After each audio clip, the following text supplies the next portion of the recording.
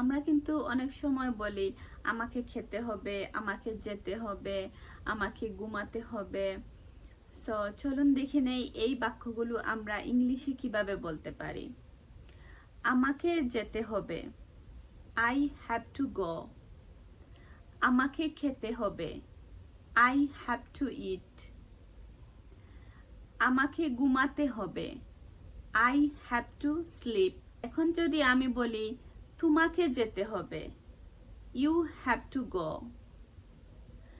তাদেরকে যেতে হবে, They have to go. আমাদেরকে যেতে হবে, We have to go. এখন চলুন দেখি এই সেন্টেন্সকে নেগেটিভ করলে কেমন হবে। আমাকে যেতে হবে না, I don't have to go. আমাদেরকে যেতে হবে না, We don't have to go. তাদেরকে যেতে হবে না, They don't have to go. তোমাকে যেতে হবে না, You don't have to go. এখন চলুন দেখি আমরা যদি প্রশ্ন করতে চাই তাহলে কিভাবে বলবো। আমাকে কি যেতে হবে, Do I have to go? তোমাকে কি যেতে হবে, Do you have to go?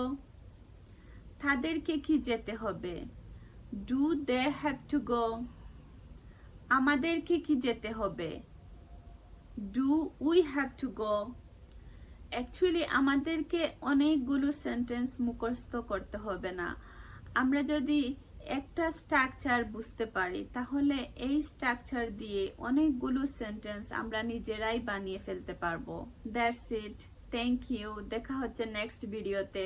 আসসালামু আলাইকুম।